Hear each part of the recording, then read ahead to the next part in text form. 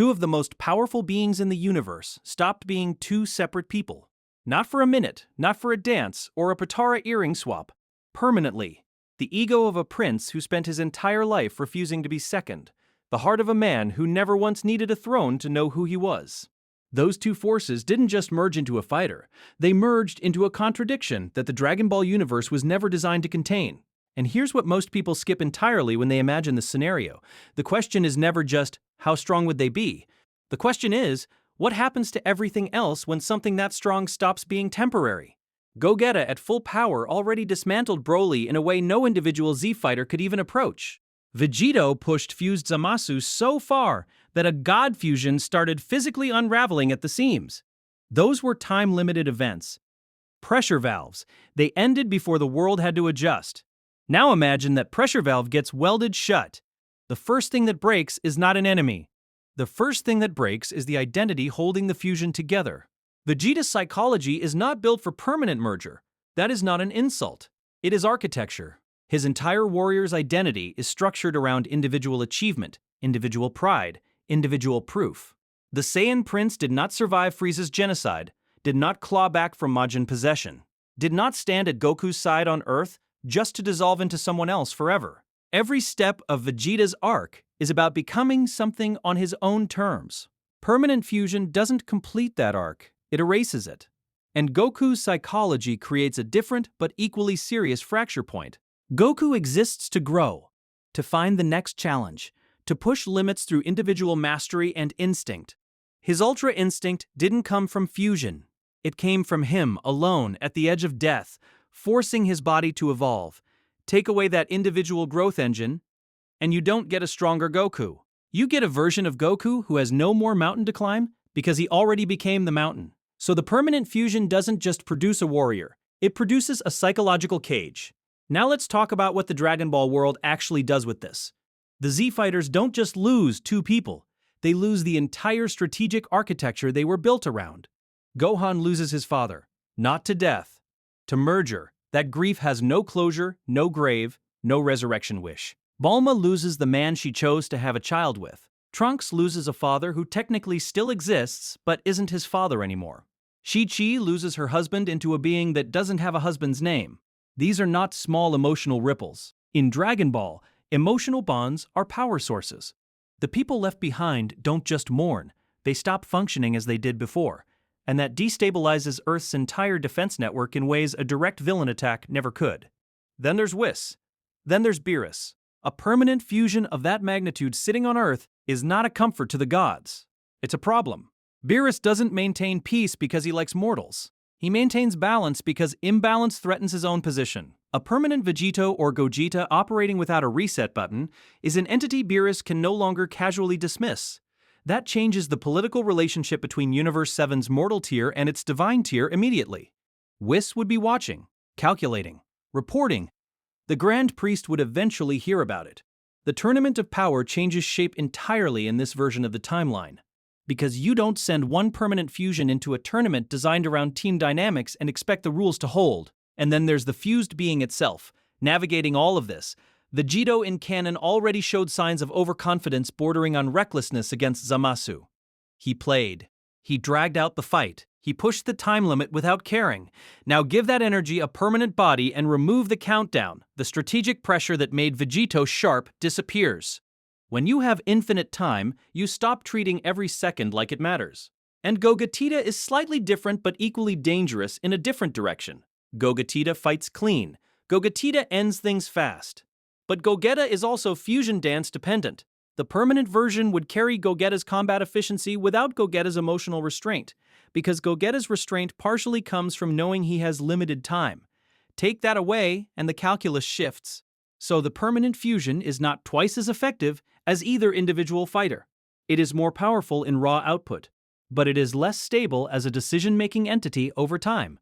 The ego conflicts don't disappear because the bodies merged. They compress into a single consciousness that has to carry both. Every decision becomes a negotiation that neither Goku nor Vegeta was built to handle internally. They've always processed their conflicts externally, through sparring, through competition, through parallel growth. Now those conflicts have nowhere to go except inward, And that's where the first real crack forms. Not in battle, in the quiet moments between battles. The moments when the fusion stands in front of Gohan's face and doesn't know whose son it's looking at. The moments when it reaches for ki and can't tell if the instinct is Goku's or Vegeta's. The moments when it wants to train alone but also needs an opponent and realizes it can no longer be both. And we haven't even gotten to what happens when a real villain shows up and finds an entity that is powerful but no longer emotionally coherent. A villain smart enough to study this fusion doesn't attack its power. They attack its hesitation. Because hesitation is now the only real weakness left inside that body.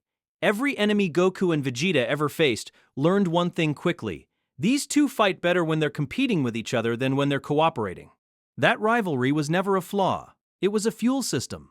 Remove the rivalry by making them one being, and you remove the sharpest edge they had. The permanent fusion hits harder, but it doesn't hunger the same way. Goku's hunger came from love of the fight, and the next evolution waiting just beyond his limit. Vegeta's hunger came from pride, from refusing to be beneath anyone, from a throne he could never fully reclaim. Those hungers only work when they have a direction, a target, a person to surpass.